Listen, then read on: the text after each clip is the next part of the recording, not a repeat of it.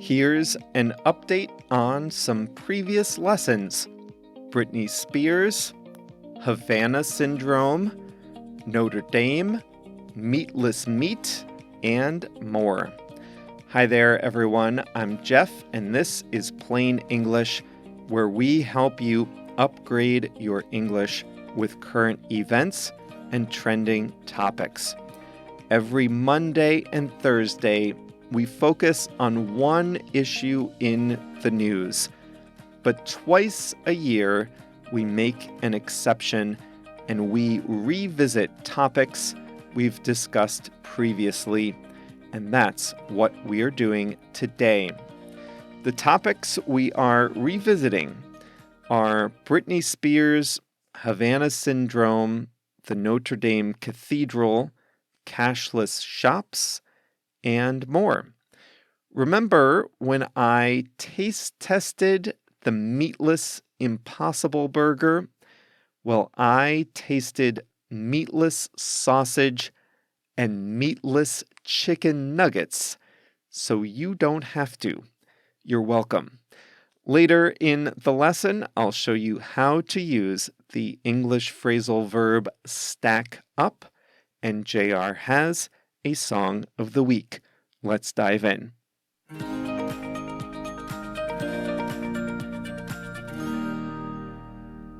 She's almost free. Britney Spears' father, James Spears, filed a petition in California to dissolve the conservatorship that has governed his daughter's life for over 10 years. However, this was not an act of benevolence. Britney's father was the subject of very negative publicity when the pop star first sought to remove her father from the conservatorship. To save face, he proposed dissolving it altogether. In a petition to the court, her father said that he would agree with dissolving the conservatorship if Britney agreed that that's what she wanted. That was on September 7th. A later court filing by the pop star herself made it clear that she is in favor of ending the conservatorship, but that her most urgent priority is removing her father from the arrangement. In Lesson 381, you heard about the urgent and emotional testimony Britney gave to a court regarding her conservatorship. In the time since that hearing, her lawyers have maintained pressure on the legal system to improve her situation. As long as a court agrees with both Britney and her father that the conservatorship should be dissolved, Britney will finally be free to do as she pleases. And she recently announced her engagement to her longtime boyfriend, Sam Asghari. In Lesson 118, which came out in early 2019, we talked about Havana syndrome, a mysterious illness affecting American diplomats stationed in Cuba and China. This syndrome affects victims' balance, concentration, sleep, hearing, and vision. Early victims said that they felt a low-level buzzing all the time. They felt pressure in their skulls, an annoying sound, heat, or other bizarre physical effects. These are not consistent with any known disease or syndrome. American intelligence suspects that foreign governments are targeting diplomats and spies with a new kind of weapon. In the 5 years since this was first discovered in Cuba, Havana syndrome has been experienced by hundreds of American diplomats around the world. Last month, the CIA, America's intelligence agency, recalled its station chief from Vienna over his handling of Havana syndrome in Austria.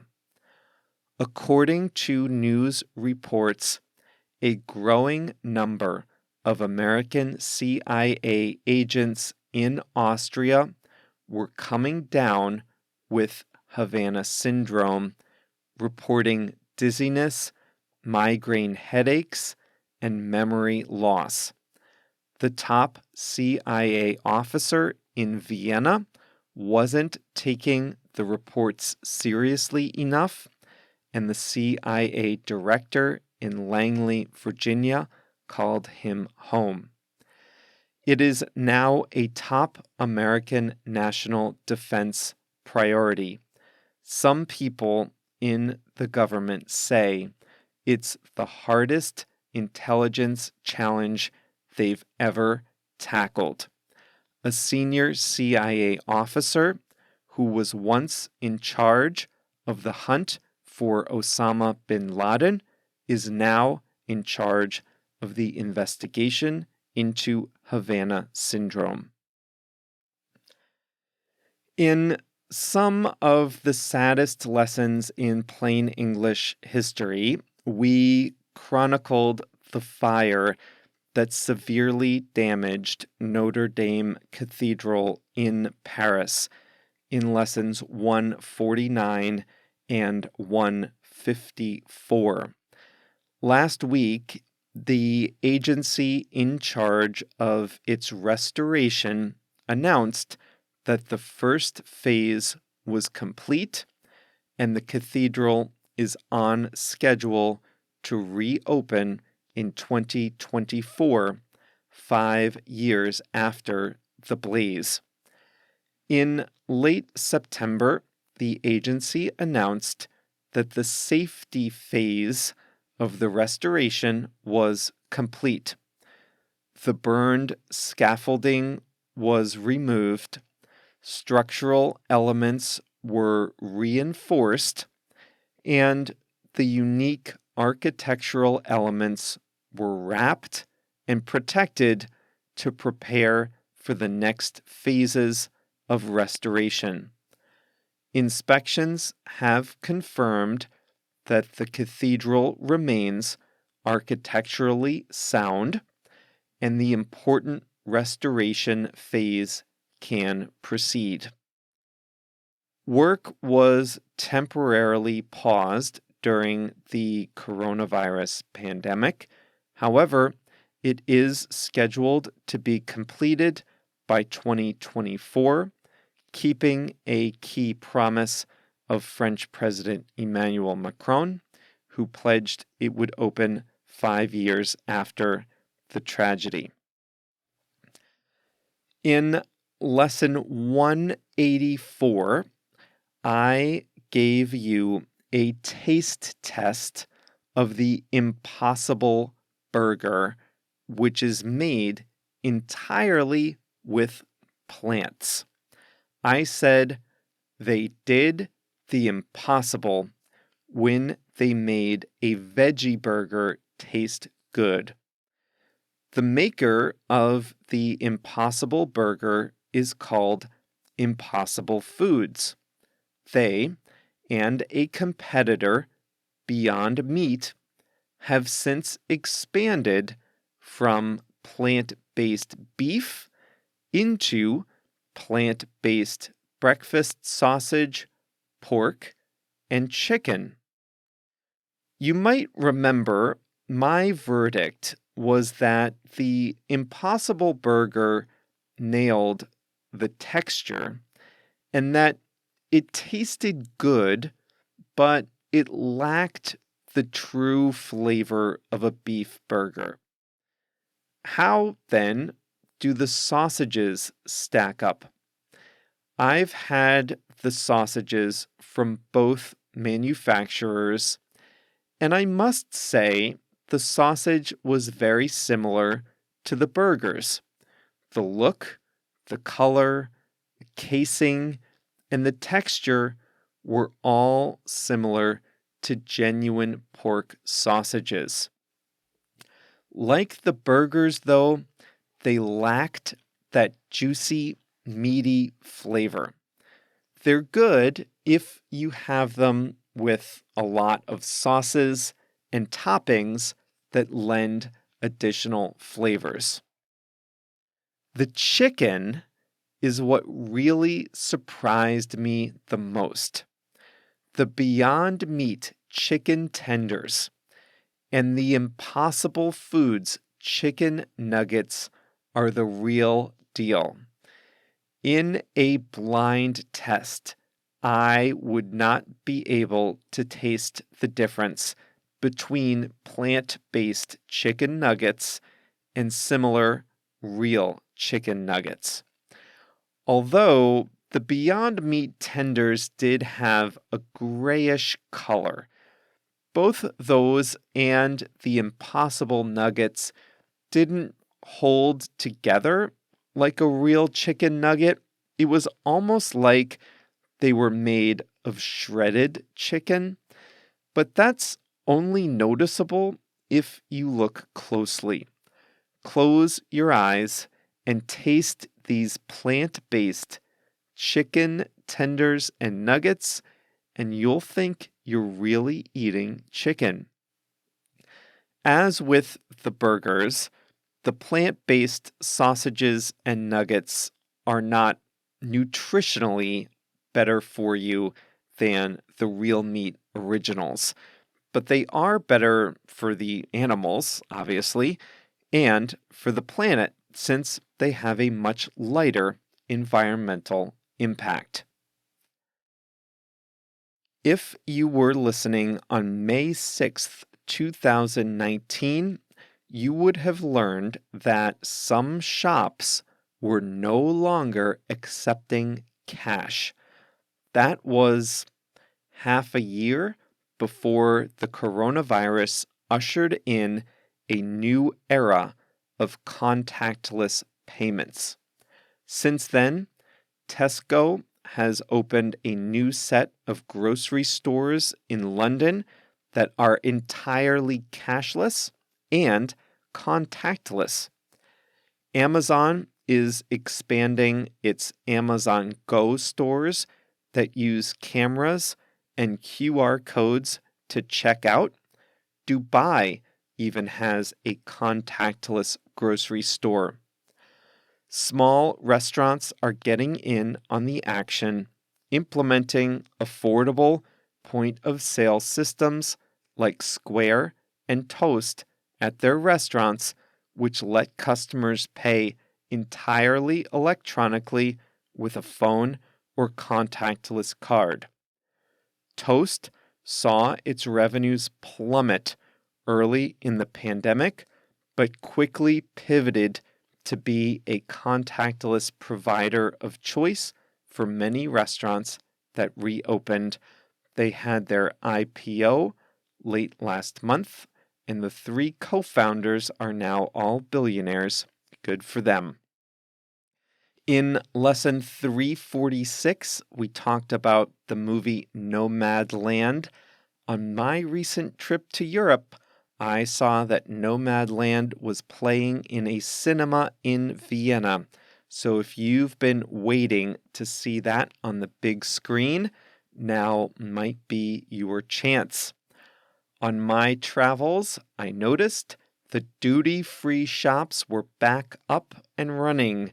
That's a relief for you duty-free shoppers who listened to lesson 349.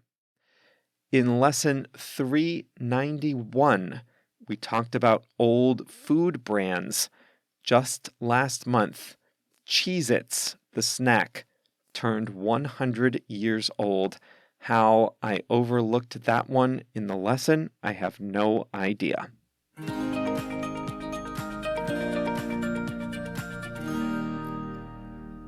That Britney Spears case is just infuriating.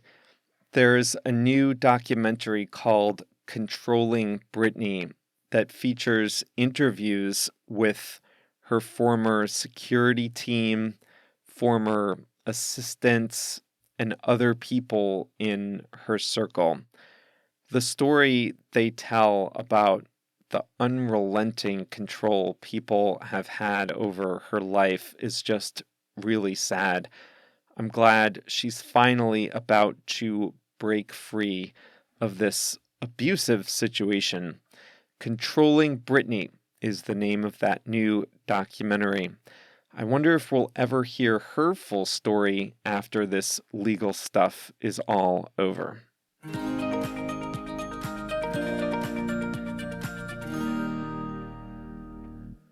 Today's English expression is stack up or stack up against.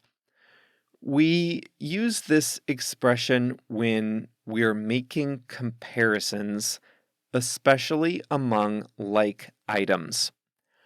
When we ask how well something stacks up, we're asking how well it compares to something similar. Often, though not always, we use stack up when there's an original and a newcomer, or when there's a gold standard and an alternative. I'll show you what I mean. Earlier, I updated my opinion on the Beyond Meat and Impossible Foods meatless products. Remember?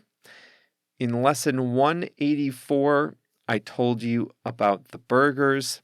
Today, I told you about the sausages and the chicken nuggets. I wanted to compare the Beyond Meat sausage to a real pork bratwurst. And I compared the Impossible chicken nuggets to real chicken nuggets. I asked, how do they stack up? What I meant was, how do the Impossible chicken nuggets compare to real chicken nuggets? I'm making a comparison between like items. And in this case, there's the gold standard real meat version, and there's the alternative meatless product. So how did the meatless products stack up against the originals? I thought the chicken products stacked up well against the real meat originals. I didn't think the sausages stacked up quite as well against real pork sausages. Like the burgers, I thought they got the texture right, but they were missing that real meat flavor. You might have noticed that we say something stacks up well or does not stack up well. And those are the two ways to use stack up. If something stacks up well, then it compares favorably.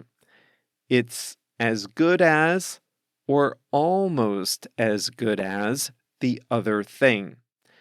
If something does not stack up well against another item, then, well, it's not as good as that other thing. I was in Vienna a few weeks ago, and they are famous for their Wurzel stands, sausage stands that serve classic and innovative kinds of sausages. They were amazing. I'm too embarrassed to say how many I had in my 5 days there. Well, Chicago, too, is known for its Chicago-style hot dog. How do the Chicago dogs stack up against the sausages in Vienna? Well, as much as I like the Chicago style, I'm afraid they just don't stack up well against the original in Vienna. Those were delicious. While I was there, I also noticed how popular Coke Zero Sugar was in Europe. It's popular here too, but if you want Coke Zero Sugar in the United States, you've got maybe a 50-50 chance that it's available in any given restaurant. In Austria, it was 90-10, as almost all restaurants and all the Wurzel stands had Coke Zero Sugar. How does Coke Zero Sugar stack up against the original Coca-Cola Classic? I think it stacks up very well. I was never a Diet Coke fan, and I want to avoid the sugar and calories of Coke Diesel, as we affectionately call the full-calorie version. Coke Zero Sugar is a great alternative. Taste-wise, it stacks up very well against the original. It's not exactly the same, but it's very close. And texture-wise, it's exactly the same. So Coke Zero Sugar stacks up very well. So in all these cases, notice we're comparing like items. Coke Zero and Coca-Cola Classic. Sausages in Vienna, sausages in Chicago. Meatless chicken nuggets, real chicken nuggets. It doesn't have to be for food, though. At work, you might have multiple suppliers of the same thing. Let's say you alternate between vendors of office supplies. I'll pick two from the US, WB Mason and Office Depot. You might ask, how does WB Mason stack up against Office Depot? How do they compare? And you could answer, they stack up well, or they don't stack up very well. And then you can explain why you think that. How good is the service? How low are the prices? How quickly do the orders arrive? And so on. How does, this is a trick question, plain English stack up against other English learning online resources? That's for you to say, not me. I'm too modest to say what I really think. But as you all know, there are a lot of good English language resources out there. Some are better than others. I think there are a few that stack up really well against the competition.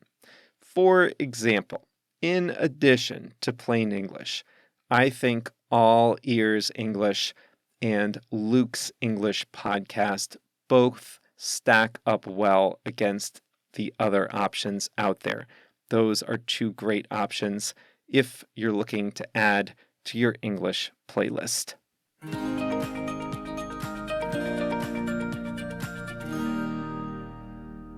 This is a long lesson already, so we'll be quick. JR's song of the week is I Fought the Law by The Clash.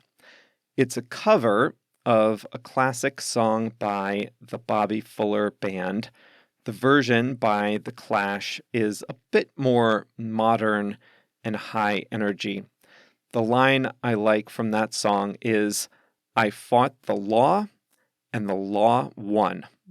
I've always liked that line. I fought the law and the law won.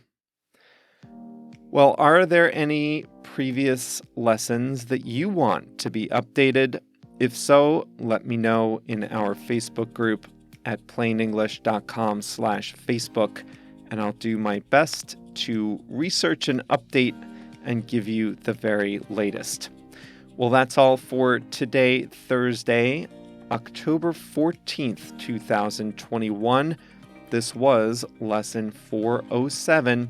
So remember, the full content is available at plainenglish.com/407. And we'll be back on Monday with a new topic. I can't wait to see you then.